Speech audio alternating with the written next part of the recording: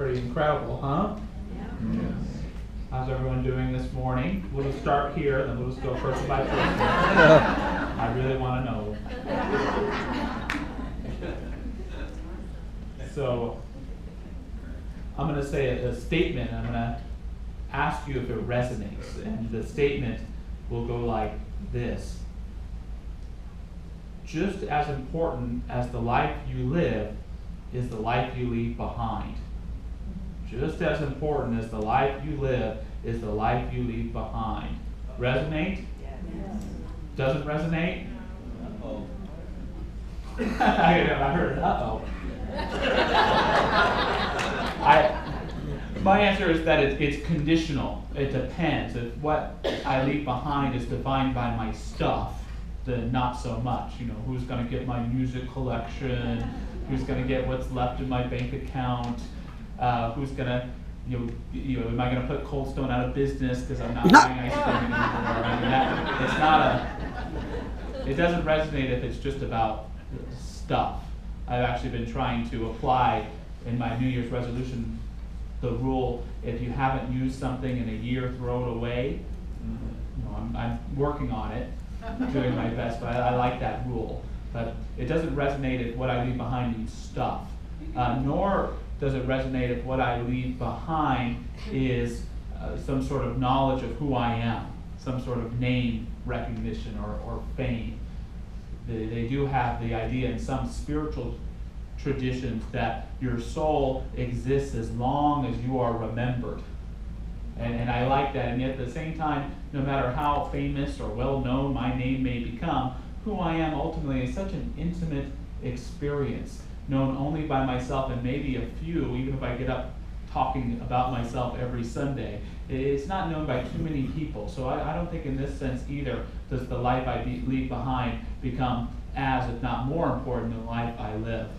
Yet when I consider this idea of virtue or first cause, as we've been talking about this month, or what I value as most sacred, qualities of being, then I can begin to resonate with this idea that there's a legacy in the quality of life that we bring into existence.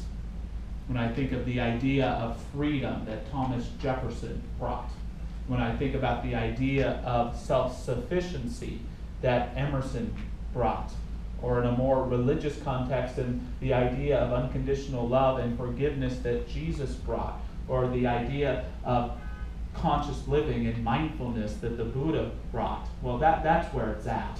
I think there's something really special there. If in my own life I can get in touch with the quality of being, the vitamin A, we might say, that the world has produced me to help care for itself. If I can do that in such a way, and indeed perhaps even find in myself that it was something instilled in me from my parents or by their parents, I can begin to get in touch with that legacy that makes me more than just who I am in my skin and bones for a period of time. So I like this question of legacy, especially as it relates to living from what is most valuable and sacred to us in our lives.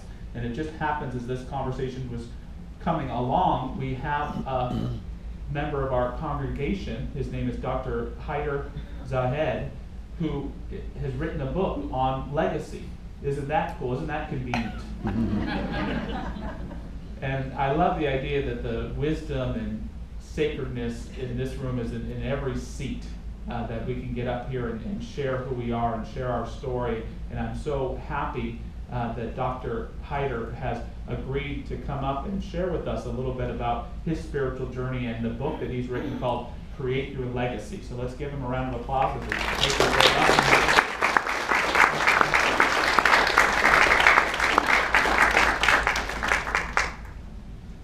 Thank you on behalf of all of us for being here this morning. Thank you for having me. And would you begin, if you're willing, just to share with us a little bit about the journey your life has taken that led you to writing the book, Create Your Legacy? I'll be glad to. Good morning, everybody. Good morning. So nice to be here. I am a scientist by training. I am in the pharmaceutical area, and if somebody had asked me, would be writing a book 10 years ago or mentioned it to me, I would have said, Yeah, probably in the pharmaceutical area, how to get drugs approved faster or something like that. Yeah. But my life took a totally different turn. And I know that happens to a lot of us. And so I'm on a totally different journey. And there are three things that happened in my life that really changed my thinking. I was living in Irvine. I have a beautiful daughter. I was married for a little over 20 years. And one of the first things that happened was my wife had taken a job overseas in Europe was going to go for 2 years. And when she was ready to leave, about 15 minutes before she was ready to leave, she informed me that she is not coming back. And I was totally, I was waiting to see if she would add something like, not in 2 years, maybe in 3 years or something, but she was making it very clear that our 22-year marriage was over. And I was in a state of shock, and there was a time that I went to work without sleeping at all at night, trying to wonder what happened. It took me about 6 months to actually even find out some of the reasons. Anyway, as I was dealing with this loss of my family life, something else happened at my job. I went at 7:30 in the morning to work. We had an email from our CEO telling us that about 450 people will be laid off that day because there is going to be a huge reorganization. I looked at it and I thought, yeah, okay, with 8,000 people, that shouldn't make much difference to me. I was at a pretty senior level, up as a director in research and development. And at about 8 o'clock, my boss walks in with an HR person in my office, and that's the bad news when you have the HR person. You know, it's like, remember when you were a kid, when your mom and your principal are together. But it was much worse than that. I was informed, I had 3 departments under me, and they were all going to be reorganized and broken up, and I was going to lose my job along with several people in my department. And literally, I left in 15 minutes. I said goodbye to the guard that I used to see him every day. I wished him well. And of course, the companies do take care of severance and stuff, so it's quite normal at a certain level when they tell you you pretty much have to leave at that time. And I was trying to just deal with this, you know, coming home. It was so surreal to me that for 30 years I knew what I was going to do at 8 o'clock in the morning, but tomorrow morning I wouldn't know what to do. And so it took me quite some time to get over it. And I was going to take a trip to, and I really started to see what is it that I needed to do to redesign my life, because these 2 things were really huge for me.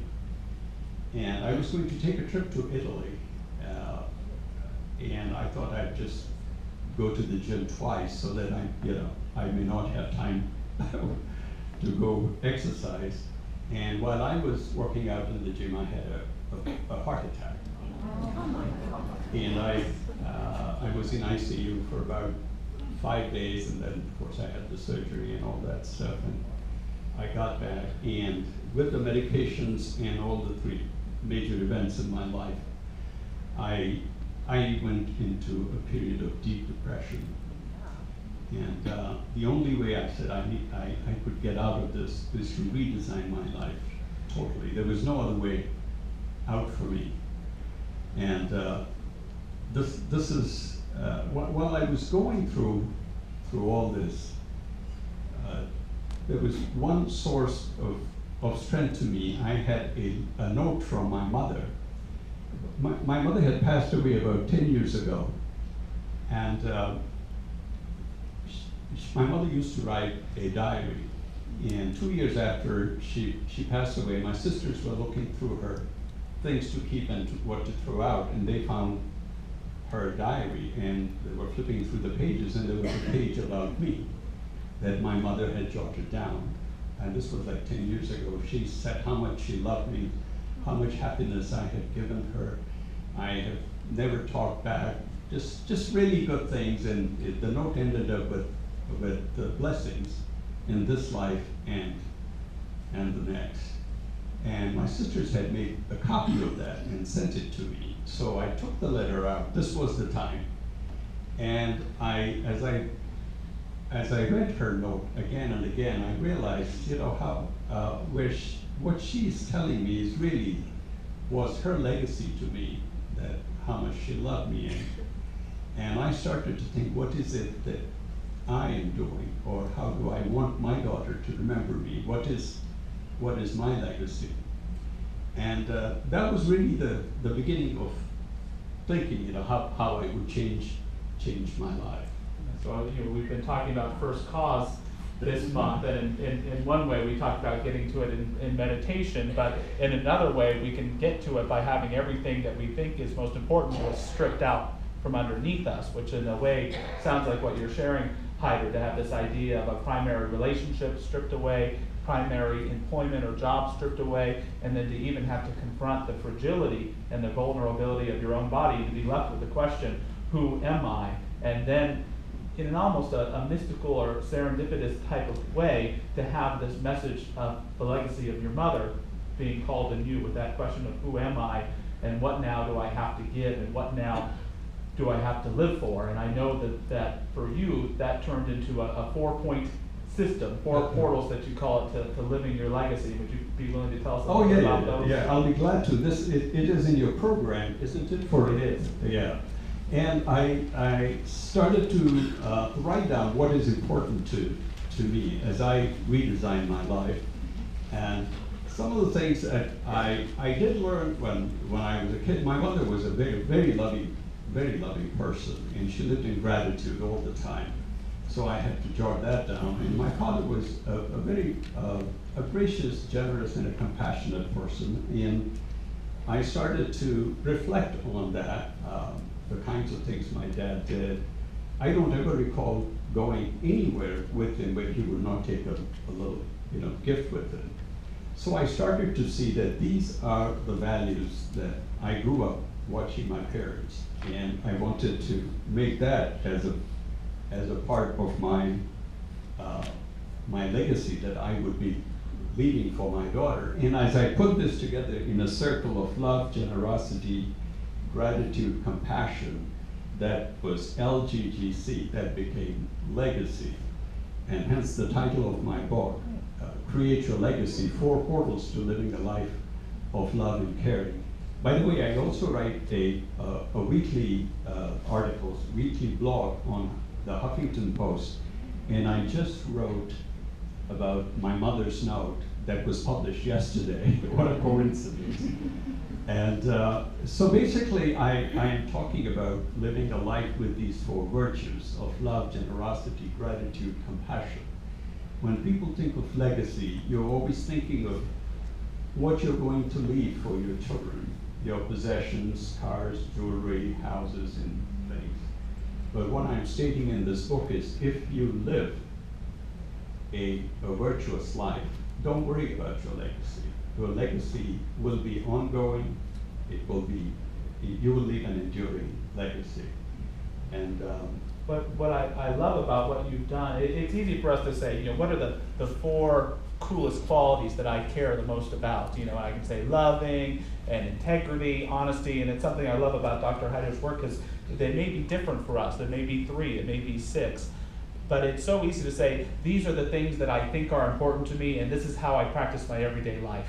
And they're not necessarily in congruence. And what you've done, Hyder, on a personal level that I so appreciate about you, and would love if you'd share a little bit more about, is it's pinpointing these things, and what does it mean to really live with these being the primary reason of my being on an everyday basis? How does life change? How do priorities change and shift? And how does it affect those around us? And do you mind telling us how living from these at the center of your life has affected your everyday life? Right. I always figured out where I am in the circle of legacy. I call it a circle. If I can't feel love or generous that day, I close my eyes and I say, where am I on the circle of legacy? Then I go to gratitude. There are so many things to be grateful for. I normally think of 3 things when I wake up. I kind of move my hands and feet, and if I'm not in pain, I feel I'm already ahead of the game. And well, really, I say, thank God, I'm grateful for that. And secondly, I'm always grateful for my daughter, who's healthy, just a wonderful kid. And the third thing I think about is something I'm grateful for that week, something new. And it doesn't take me too long to think of something new. So every day I can think of one new thing that I'm grateful for. And also, it is so easy to practice compassion here. I consider myself a practitioner of compassion. You don't need to get any special qualifications to practice compassion. There are only 2 prerequisites here: willingness and a desire to do things for others. And I'm telling you, most of you probably live here in Long Beach. I live in Long Beach, you're probably living in Seaway. But we do see a lot of homeless people around. And I try to look for them whenever I can. Can I share a couple of stories? Sure. Yeah. This is about 6 weeks ago. I put $5 in my pocket with my intention to buy a dinner for a homeless person. You know, when you put a clear intention in your mind, when you set your intention, it will manifest itself in different ways, but it does happen. So I usually find somebody within a couple of blocks of Vaughn's in Long Beach. I live on Ocean Boulevard. So I parked my car in Vaughn's. I wanted to go out and look for somebody, but as I said, let me pick up some chips in Vaughn's. So I went to the aisle, and there's this woman looking right at me, and she said, can I borrow 50 cents from you? I said, what can you buy for 50 cents? And she said, well, I want to buy some chips. I haven't eaten all day. And I said, well, I'll buy you a sandwich. So we went to the deli, we got a sandwich for her. And when I started to talk to her, I found out she's homeless. She's been living on the beach and in the park for the last 2 years. And so we got some groceries for a week, and now I see her every Monday. So this has been 6 weeks, and I meet her Monday evening at 6 o'clock. We go out and get some groceries. There's an old quote from Frederick Buechner that our calling is where our deep gladness and the world's hunger meet. And it seems to be very relative to this idea that you're talking about, Hyder, practicing your compassion or your gratitude and recognizing that the rest will take care of itself. The right relationships will develop, the right opportunities to be of service, the right uplifting and epiphanies even for ourselves to continue on our journey, because central to legacy isn't just our own self-understanding, but it's the connections that we make along the way. And I'm so grateful that you made that connection. Lastly, Hyder, if you don't mind me asking, do you have any advice for us on how we can best get in touch with what the key portals are in our own lives? You know, each one of us has to really come up with our first cause. As you have said, for you it may be authenticity, maybe kindness, integrity is one of the key ones. And I just feel like love, generosity, gratitude, and compassion are my truths. And what I urge you to do is claim your truths, name your truths, and more importantly, live your truths. I think, to me, that is self-actualization. That's science of mind living, when you live your truths, don't you think? Oh, absolutely. Thank you for living your truth. Let's get Dr. Thank you very much.